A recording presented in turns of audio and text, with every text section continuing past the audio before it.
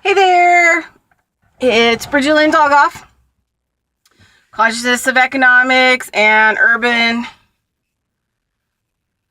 Farm Project. Anyway, today I just kind of wanted to talk about generating power. Generating power is about shamanism work, and it is about a lot of different things. It's a lot about using different practices to generate power now in your energy field, or collecting energy from your past, or so there's lots of things to reclaim your energy from the past. One is recapitulation, but we're going to talk about the only word that I can think about that actually fits right now is amends. And maybe not even making amends, but connecting back up in some way, shape, or form with a past period where you may have lost a lot of power or energy. So, for example, I'm going to tell you a story because for me, it seems like stories are better to explain kind of what I'm meaning. Okay, so this is a story about generating power by connecting in the now, fully present to an event, place, person that was involved in that event. But this is on the good side, the people that were in the good with it, right? So sometimes we don't really want to, might be dangerous or harmful for us to actually physically connect. It's okay. People making banging noises. My doggy don't like bang noises. She said, I don't like that kind of violence. Huh, Jen. Anyway, okay, so it may not be appropriate, healthy, or for you to, like reach back into your past and connect with somebody that may have been dangerous or harmful. But you can recapitulate that in your own space and collect your energy back into your sphere. So a lot of reasons we need to generate power is because we only have the power here that we're born with. So, for example, many people here have been incarnating over and over again, and they're not obtaining enlightenment. They're actually, it's reverse. It's the opposite. They are being drained every lifetime that they have here, and they're becoming further and further and further away from who and what they really are and their God, or what I call the no thing. There is the everything and there is the no thing. Two totally different things. You can go and look at my YouTube videos and I discuss what that is the best that I can. Okay, so when we're born, the people we're born to, the women we're born to, don't have power. So we're not giving a lot of power. And doctors and scientists call it viral loads or chromosomal defects or whatever else, that you want to talk about, that are passed on in the fetus from the cells. And so there's a very limited amount of power that's actually given to you when you're born. And then, depending on your birth situation and what you plop into environmentally,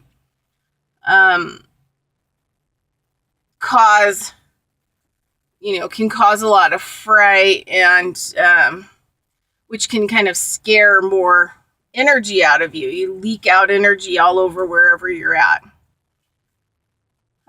In some shamanism, they talk about how this world is, like a really terrible place. And being a star kid, and this being my first experience here, I have to tell you, is a horrid place. The most horrific place I think that I've ever been. So, all right. So basically what happens is we have a luminous sphere, and it is where all the power, it's our small personal electrical energy plant. So if we're not given enough energy, we come in with a smaller field. And then this world basically, scares us and tortures us and does horrible things to us, and it punctures holes into our field. And then it just leaks energy. And sometimes it leaks energy all over a place. Sometimes it leaks energy, as connections to people who've done this stuff to us, where they constantly can feed off. Well, it's not even feeding, it's utilizing our energy plant. And so we're trying to generate power all the time just to stay afloat. It's because we don't have any in our sphere. So what happens is that in shamanism, we don't believe that people die of a disease.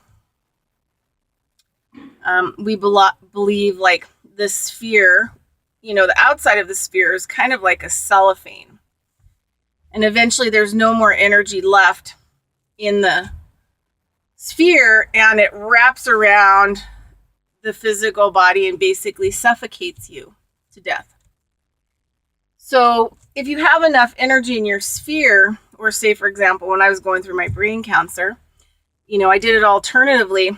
But the key thing for me was going back, recapitulating old energy, especially from my sexual history. That's why I'm celibate, because, I'm just not going to transfer my energy to people that way anymore. I have to contain my energy and keep it in my field. And I have to protect it against the world. So that if I need it, because I get sick or something like that, that I can utilize it. So in a lot of shamanic type work, they say that if your field is free and unencumbered of any past stuff, and it's full, you've been generating enough power in it, that there isn't a set amount of time that you can't live. And then what happens is that you're able to move what's called a assemblage point, or a position in your field, to where you want it to be. So for example, you want to go back in the past. You could just move your assemblage point and literally be your own time machine and walk through back into the past and actually interact and, see everything and walk. You could also move past this world into another world on the side and create your own world experience. Street lights, lamps. So, but you have to have power in order to do this. Like, people just don't really understand anything on this planet. Magic comes when your sphere is full and you have control, because you have enough power. If you don't have enough power, you ain't going anywhere. And I don't care what you do. That power is not going to be given to you. And it's not a birthright. It's an actual conscious interaction with your own energetic field. And if you don't understand how to balance your own power, how to use your own power,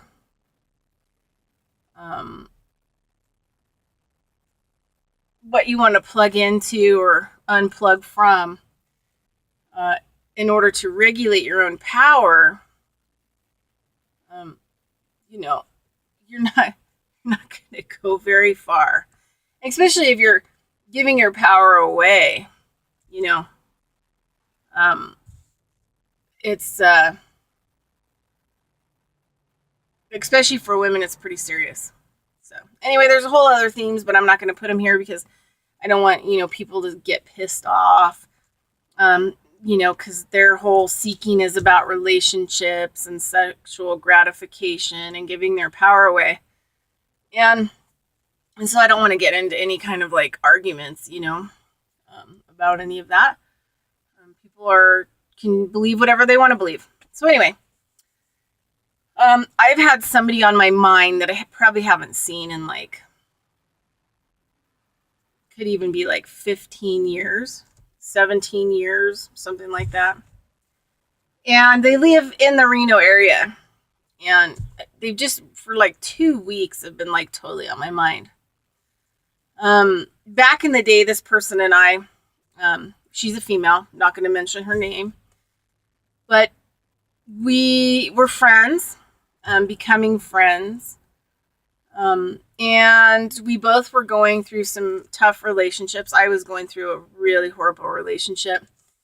I was being handled by a white-collar blue blood. And the mind control, and once I was kind of pulled in and wrapped up into the whole thing, it was an unbelievable nightmare. And I think, still all these years later, I'm still collecting energy and power from all the events and situations that took place.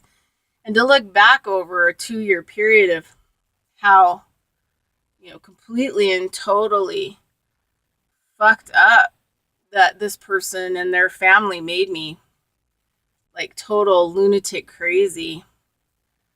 And how long it's taken me to overcome the situation. But I had a lot of friends, including a therapist, that told me that if I continued, to see him, not only would this therapist person not be my friend anymore, but she wouldn't ever see me again. And so anyway, so this other friend that I've been thinking about, she was kind of going through a rough relationship. We had this huge flood that came through Reno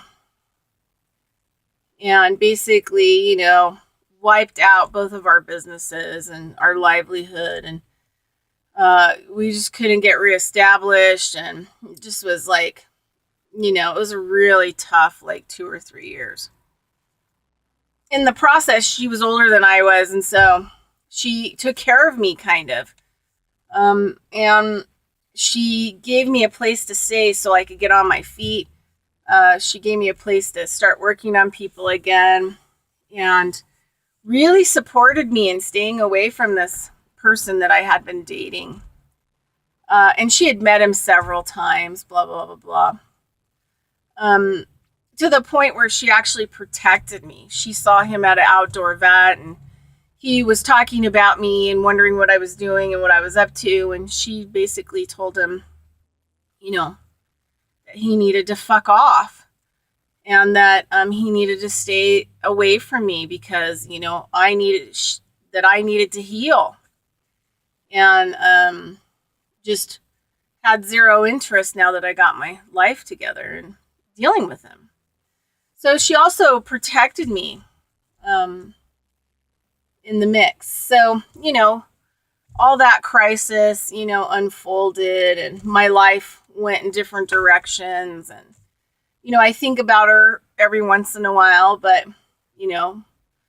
life can be a big drama, and to maintain your position and manage your power, you just kind of have to withdraw. So I think I've been kind of, really withdrawn from the world for probably 12 years. I mean, heavy withdrawal. Where I don't do weddings, I don't do funerals, but you also have to remember, my whole family died from 98 to 2003. And then in 2004, my closest friend was murdered. And in 2005, my next closest friend was murdered. And then, through all that, I lost everything I owned. And, was fighting brain cancer. And so, yeah, it's just been kind of a really tough journey, like the last, 20 years or so. Super tough. Anyway, so I've been thinking about her a lot and just wanted to do something nice. And I know that she has a business here in Reno, and I drove by there and I've seen that it's still there. So I had time yesterday, and it was like a Saturday, and I didn't really expect her business to be open or anything like that. And I just wrote her a nice letter, it just said, thank you so much for, being there and being my friend during probably one of the roughest sections of my life. Thank you for supporting me and protecting me and, helping me. I just can't thank you enough, basically for all that you did for me. And, and that was it. And then I left her a couple. I make these shaman baths that are awesome. So I left her a couple of those. And since it was during a period where we both were going through tons of trauma and we both had serious heart chakra stuff going on, I left her a trauma bath and a heart chakra and secondary heart chakra bath in a bag with the note. Just simple. So I went over there and I parked and I walked up to the business, and there she was bent over in the front flower bed of her business. I could tell it was her. And it was just so good, to be in the present moment and just to have, my field open and just really be in a stable place. And she was just in a really similar, just super great place. So when we saw each other, we just hugged for the longest time, and it was super good. Anyway, might get teary. And we talked briefly about some stuff, and she, was working, so she had to go. So I left her with her gift, and then we hugged again before she left. It's just beautiful, beautiful hug, and, held hands and just all this really great stuff. And then she made a comment. She said something to the effect that, we're older ladies now, and, we don't have to live by the old, things kind of dictation, which when she said it, my energy field picked up. We just don't even need to go anywhere anymore. We can just be ourselves and be together like sisters. So it was interesting because when I left there, I had retrieved huge amounts of power back from this place that she was in with me. And it helped her to collect a whole bunch of power that she had left there too. And in this moment, filled up my energy field so incredible, because we both went to that place. We both embraced ourselves in now in total gratitude and thankfulness. And so we reclaimed all this energy and closed the door on a big part of our past. One that really traumatized me. So I walked away just feeling like I was a balloon and I had been filled up, and just really felt strong, really strong, and just really had a lot of power in my field. So yesterday, I did two things. I recapitulated some power back into my field, and I was able to do it with somebody who had participated in with it. So we witnessed for each other there without having to say a whole lot. And then I generated power from the situation. because I was there in the present moment. So there was a lot of power generated in that moment. So it was a huge generating power moment and power retrieval moment. Anyway, that is all that I really wanted to say. So have no idea what the future will hold between us, but hopefully there'll be more interaction, and from now on it won't be based on past. It'll be based more on the present moment between us, and so that we both can move on. We both can let go, and we can both move on and be in the present moment as we're moving forward to something completely different. Yeah. So anyway, that is all I have to say. Just a story and about how to reclaim your power, in a kind of a different way, and maybe not making amends. That's probably not really the word, but maybe greeting the present moment. The big raven just flew onto the sign right by the van. He's listening. He's listening to me. Spirit's listening to me. Spirit says, okay, we're listening to you. What are you saying? What are you telling people out there? But maybe greeting the past in a place in the present moment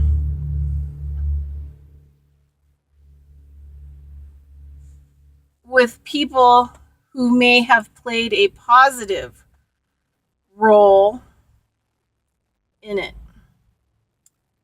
and greeting that and seeing how it feels and what happens. So anyway, that is your video today, which is Sunday. All days are sacred to the Creator. All things are sacred to the Creator. And so may every day, not just Sunday, be sacred. And that may you. I read something on a post of a person that is dying of brain cancer. And they said one of the things that they wanted to leave was that if all of us every day picked up a piece of garbage wherever we saw it, even if it's just one wrapper, that could be the power to change the world. Because, we're not going to be leaving that garbage on the creation that the Creator made for us. And as creators, if we want to understand ourselves as creators, we have to stop defecating on the creation that the Creator made and left us to create. Think about that. We're defecating on creation all the time, and we expect what? We expect something different. Like attracts like. Well, you get defecated on because that's all you deserve. Throw your cigarette butts out and your garbage out, and Anyway, I get totally pissed off about garbage. I've spent a lot of my days in the past summers, going to the river and collecting tons and tons of garbage just to leave it in bags there on the river walk. And then the homeless people think that there's something in there, and they tear them open and there's fucking garbage everywhere. I'm just like, it's like sometimes it's a no-win situation. The battle for Earth, the battle for creation and all living beings. Yeah. The Creator must be very, very sad. Sad, sad, sad. Anyway, Bridgerland Dolgoff, please keep the sacredness in your everyday.